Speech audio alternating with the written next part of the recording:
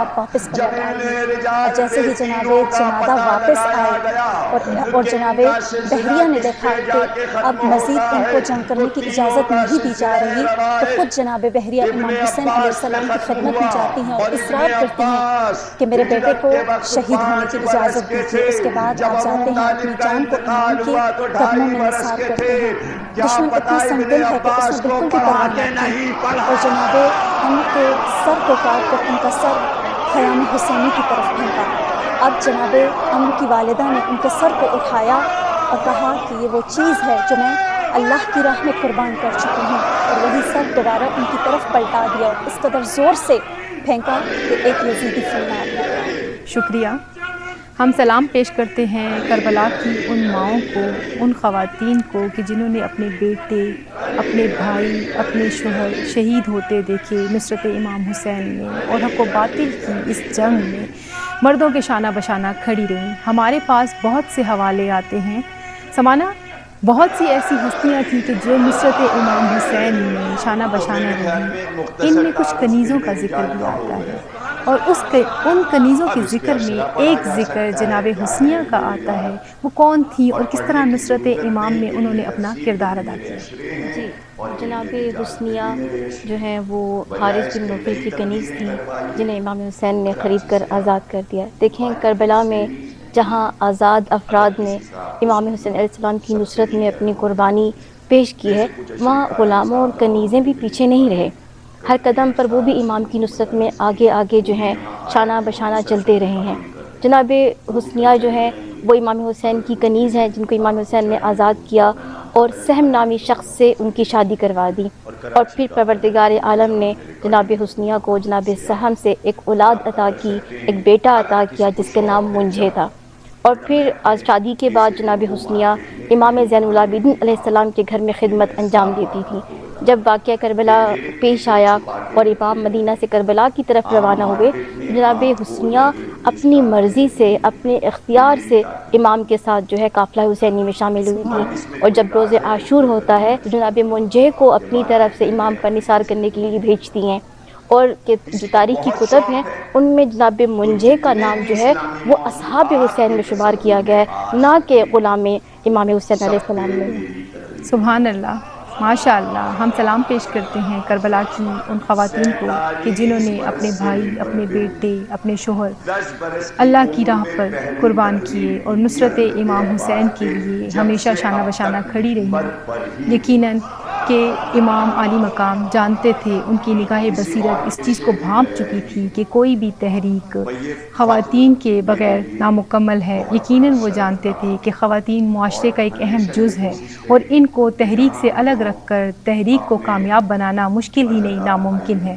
یقیناً آج ہم اسی حوالے سے یہاں موجود ہیں، وہ تمام خواتین جنہوں نے تحریک کربلا میں اپنا اہم، اپنا کلیدی کردار ادا کیا، آج ہم ان کو خراج تحسین، خراج عقیدت پیش کرنے کے لیے یہاں موجود ہیں۔ ہم اپنے پروگرام میں جو اگلا سوال ہے وہ سیدہ ثروت اسد سے کریں گے، اور ان سے پوچھیں گے کہ شب عاشور تحریک کربلا کو مستحکم بنانے کے لیے خواتین نے کیا کردار ادا کیا؟ شب عاشور خواتین نے کربلا کو مستحکم بنانے کے لیے بہت کلیدی کردار ادا کیا۔ ہم دیکھتے ہیں کہ صرف اہل بیت اطہار کی نہیں بلکہ جو انصار کی خواتین تھیں انہوں نے بھی اپنی جو قربانیاں اگلے دن پیش کرنی تھی، ان سے یہی درخواست کی کہ آپ لوگوں نے کل سب سے پہلے امام کے اوپر اپنی جان کو نثار کر دینا ہے۔ جب ہم اہل بیت اطہار کے گھرانے کا رخ کرتے ہیں تو ہم دیکھتے ہیں کہ کس طریقے سے بی بی میں فروا نے اپنے 13 سال کے قاسم کو کہا کہ آپ نے بیٹا کل چچا کے اوپر اپنی جان کو نثار کرنا ہے۔ پھر ہم دیکھتے ہیں 18 سال کے شہزادہ علی اکبر علیہ السلام نے کس طریقے سے جوان علی اکبر کو ان کی والدہ جناب بی بی ام لیلہ سلام اللہ علیہ نے تیار کیا۔ اور صرف یہی نہیں، سب سے بڑھ کے ہم دیکھتے ہیں کہ شہزادہ علی اصغر علیہ السلام کے جن کی عمر اس وقت صرف 6 ماہ کی تھی، کہ جن کی زلفوں پہ ان کی والدہ گرامی ہاتھ پھیرتی جا رہی ہیں اور کہہ رہی ہیں کہ شہزادہ علی اصغر کل تم نے جو ہے کربلا کے بن میں ایک عظیم قربانی پیش کرنی ہے۔ اور ہم دیکھتے ہیں کہ جس وقت جو تھے 70 شہید ہو چکے اور مولا نے استغاثہ بلند کیا، تو اس وقت آخری قربانی جو مولا امام حسین نے پیش کی تھی وہ شہزادہ علی اصغر علیہ السلام کی تھی، کہ کس طریقے سے انہوں نے کربلا کے بن میں صرف مسکرا کے دیکھا تھا لعینوں کو، اور کس طرح سے لعین جو تھے منہ پھیر پھیر کے رو رہے تھے۔ یہ تربیت تھی جناب شہزادی ام رباب سلام اللہ علیہ کی، کہ کس طریقے سے انہوں نے معصومیت میں وہ جنگ لڑی۔ اور میرا اگلا سوال رافعہ آپ سے ہے کہ حضرت وہب بن حباب کلبی کی والدہ کے بارے میں کچھ بتائیے گا۔ جناب وہب بن حباب کلبی وہ شخصیت ہیں، اگر ہم تاریخ کی طرف دیکھیں تو ہمیں پتہ چلے گا کہ یہ پہلے مسلمان نہیں تھے بلکہ ان کا تعلق عیسائی قبیلے سے تھا، اور معرکہ کربلا سے چند دن پہلے ہی انہوں نے اسلام کو قبول کیا تھا۔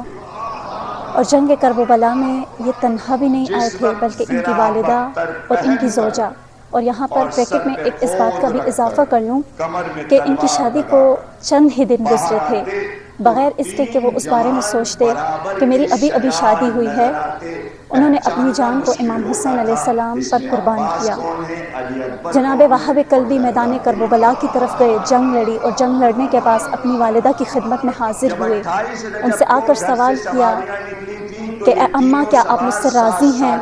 تو جناب وہاب کلبی کی والدہ نے فرمایا کہ اے وہاب، جب تک تم اپنی جان کو امام کے قدموں میں قربان نہیں کر دو گے تب تک میں تم سے راضی نہ ہوں گی۔ یہاں تک کہ جناب وہاب کلبی دوبارہ میدان کربلا کی طرف گئے، انہوں نے جنگ لڑی، ان کے دونوں بازوؤں کو قلم کر دیا گیا اور سب نے مل کر حملہ کیا اور آپ شہید ہو گئے۔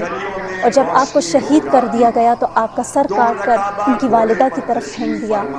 اب یہ وہ حسینی ماں ہیں، یہ وہ جگر رکھنے والی ماں ہیں کہ ایک مرتبہ انہوں نے اپنے بیٹے کے سر کو اٹھایا اور دوبارہ یزیدی فوج کی طرف پھینکا اور اس قدر جذبے سے، جوش سے للکار کر کہا کہ جان لو جو ہم ایک مرتبہ صدقہ کر دیتے ہیں وہ کبھی ہم واپس نہیں دیتے۔ سبحان اللہ، سبحان اللہ۔ یقیناً یہ جذبہ، یہی دلیری، یہی بہادری کربلا کی ان ماؤں کی تھی کہ جس نے تحریک کربلا کو کامیاب اور کامران بنایا۔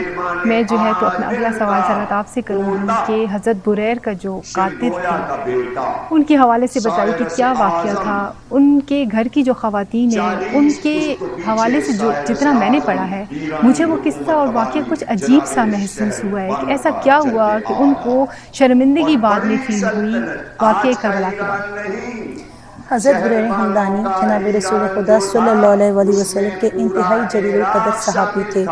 مسجد کوفہ میں یہ قاری تھے اور جس وقت جناب امام حسین علیہ السلام کو ضرورت پڑی تو انہوں نے جو تھا لبیک کہا مولا کی آواز پہ۔ کربلا میں یہ موجود تھے، ان کی عمر بہت زیادہ ہو چکی تھی، ضعیف ہو چکے تھے، لیکن جذبے ان کے اتنے ہی زیادہ بلند تھے۔ انہوں نے مولا کی آواز پہ لبیک کہا اور جامع شہادت نوش فرمایا۔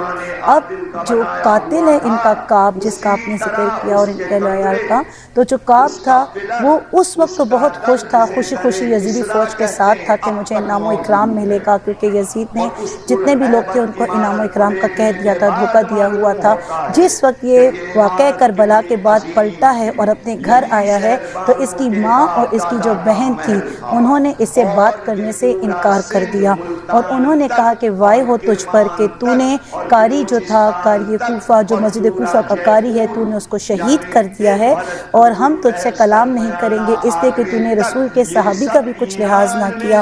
اور اس بات پہ اس کو اس قدر ندامت ہوئی۔ یہاں پہ آپ یہ دیکھیں کہ جو کربلا ہے وہ انسان کے اندر ضمیر کو بیدار کرتا ہے، جو فلسفہ کربلا ہے، اور انہوں نے، ماں نے، بہن نے مل کے اس قدر اس کے ضمیر کو جھنجھوڑ کے رکھ دیا کہ وہ اس قدر پیشیدہ ہوا کہ جس کی کوئی انتہا نہ رہی۔ یقیناً کہ یہ وہ ہستیاں تھیں کہ جن کو ہم نے پروگرام کے شروع میں کہا تھا کہ اگر وہ بیٹی ہو تو رحمت ہے، اگر وہ بہن ہو تو رحمت ہے، اگر وہ بیوی ہو تو آدھے ایمان کی محافظ ہے، اور یقیناً انہی ہستیوں نے تحریک کربلا میں اپنا بہت کردار ادا کیا ہے۔ میں اینڈ میں چاہوں گی کہ میں سمانہ سے ہی پوچھوں کہ سمانہ، یقیناً تمام خواتین جو واقعہ کربلا میں موجود تھی یا تحریک کربلا کا حصہ تھی، اگر ان کو دیکھا جائے تو ایک ایسی ہستی ہے کہ جس کی وجہ سے یہ تحریک کامیاب ہوئی، جس کی وجہ سے اس تحریک کی تشہیر ہوئی، جس کی وجہ سے یہ تحریک ہر گلی، ہر کونے اور ہر جگہ تک پہنچی، چاہے وہ دربار یزید تھا، چاہے وہ کوئی بازار تھے۔ وہ ایک واحد ہستی تھی کہ جس نے جگہ جگہ لوگوں کو بتایا کہ ہم باغی نہیں ہیں، ہمارے ساتھ ظلم ہوا ہے اور ہم خانوادہ رسول سے ہیں۔ تو اس ہستی کا کردار ایسا تھا کہ جس کی وجہ سے تمام خواتین کو حوصلہ ملتا رہا، ہمت ملتی رہی، شجاعت ملتی رہی، اور کیونکہ وہ علی کی علی بیٹی تھی تو یقیناً کہ اس کی شجاعت اور اس کے ساتھ ساتھ کیونکہ حضرت علی کرم اللہ وجہ الکریم جو تھے وہ نبی پاک نے فرمایا تھا کہ میں علم کا شہر ہوں، وہ علم کا دروازہ ہے، تو فصاحت اور بلاغت جو ہے ان کو اپنے بابا سے ملی ہوئی تھی. ان کی ہستی کے بارے میں کچھ بتائیں. تحریک کربلا میں جو خواتین ہیں ان کی سیدہ و سردار جناب زینب سلام اللہ علیہ ہیں. جناب زینب سلام اللہ علیہ اور جناب ام کلثوم نے نہایت شجاعت، نہایت دانشمندی سے تحریک کربلا کو آگے بڑھایا ہے. ان بیویوں نے اپنے پاک خطبوں سے وہ تہلکہ مچا دیا، وہ ہلچل مچا دی کہ یزید کی سلطنت جو ہے وہ زیر و زبر ہو گئی. جناب زینب کے خطبوں نے دلوں اور افکار کو میں انقلاب برپا کر دیا، اور اس کا نتیجہ یہ ہوا کہ یزیدی استعمار کے خلاف جو ہیں وہ تحریکیں بلند ہونے لگیں. اور جناب زینب سلام اللہ علیہ وہ ہستی ہیں کہ جس نے شام کے دربار، دیکھیں شام کا دربار کوئی معمولی دربار نہیں تھا. شام کی حکومت بہت بڑی حکومت تھی، اور یہاں دنیا بھر سے سفیر، دنیا بھر کے حکومتوں کے نمائندے موجود تھے. اور ایک عجیب ہی شکل تھا اس کی حکومت کا، شام کی حکومت کا.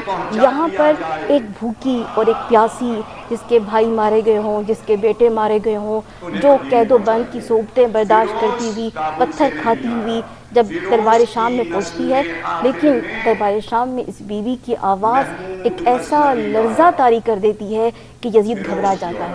اور جناب زینب سلام اللہ علیہ علی کی یہ شیر دل خاتون یزید سے مخاطب ہو کر کیا فرماتی ہیں کہ یزید فقد قیدکا و جاہد ناصبکا، اے یزید تمہیں جتنا ہیلا کرنا ہے، تمہیں جتنے بہانے، جتنی کوششیں کرنی ہیں تو کر لے.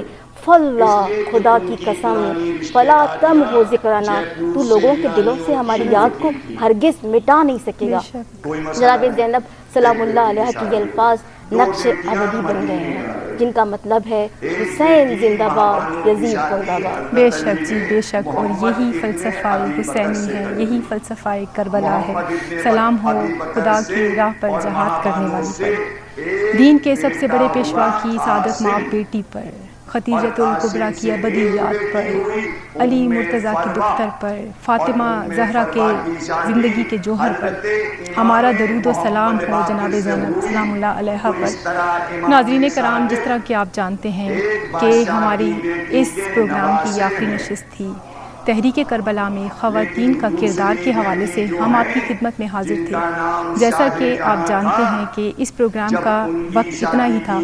میں نہایت مشکور ہوں آپ تمام مقررین کی، آپ نے اپنا وقت دیا، ہمارے اس پروگرام میں آئے. میں یہی کہوں گی اور اسی بات کے ساتھ اپنے پروگرام کو ختم کروں گی کہ حسین ہر اس دل میں زندہ ہے کہ جس کو احساس ہے، اور جس کو احساس ہے حق و باطل کا، اس کے لیے حسین جو ہے وہ ایک درس گاہ ہے. اس پیغام کے ساتھ اپنے پروگرام کو اختتام کی طرف لے کر چلیں گے کہ امام علی مقام ہر بازمیر کے دل میں زندہ ہے، اور حق و باطل کی لڑائی میں ساتھ ہمیشہ حق کا دینا ہے. تحریک کربلا میں خواتین کا کردار پروگرام کے حوالے سے یہ ہماری آخری نشست تھی. آخر میں ایک خوبصورت کلام سننے کی سعادت حاصل کیجیے. ہمیں اجازت دیجیے. اللہ حافظ. پہلی بار وہ جملہ اس کی زبان سے نکلا جیسے یہ سوال اٹھا کہ شاہ جہاں کی شادی کس سے ہو، تو بے اختیار ایرانی شہزادے نے کہا اس سے ہو، شاہ حسب حسین.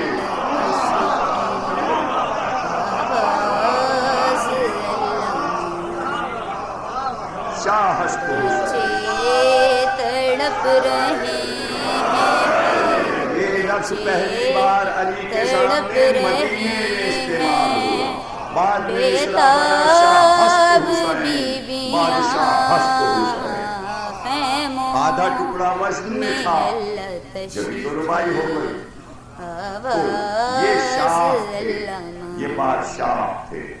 اب شہر تیرے بغیر اصغر کیسے میں چین پاؤں، ممتا پکارتی ہے آگود میں سلاؤں، مٹی پہ سو رہا ہے، مٹی پہ سو رہا ہے، اعلان تو کہاں جب شاہ جہاں دلہن بن کر علی کے گھر میں آئی فاطمہ کی بہو بن کر، تو علی نے خطاب کیا شہر بانو. کبھی خطاب پہ آپ نے غور کیا بنا کہ کے کتنا بڑا خطاب اس بہو کو ملا. لائے ہو مجھ کو کا बहू शादी अब तालिब के किसी घर में पे सब होता देखा नहीं है मातम बन रे की लाश पर है बन रे की लाश पर है बंदगी की सिस्कियाँ दरवाजा है तो उस शहर की बानो ये ज़ैनुलाब्दीन की माँ है। शहर बानो वाले अलविदा हो अकबर बन से आवाज आई मेरा जवान बेटा लैला ने दी दुहाई निकला मेरा कलेजा निकला मेरा कलेजा खींची जो बर्छियाँ 9 इमामों की माँ है, एक इमाम की ज़ौजा है, एक इमाम की बहू है और 9 की माँ है।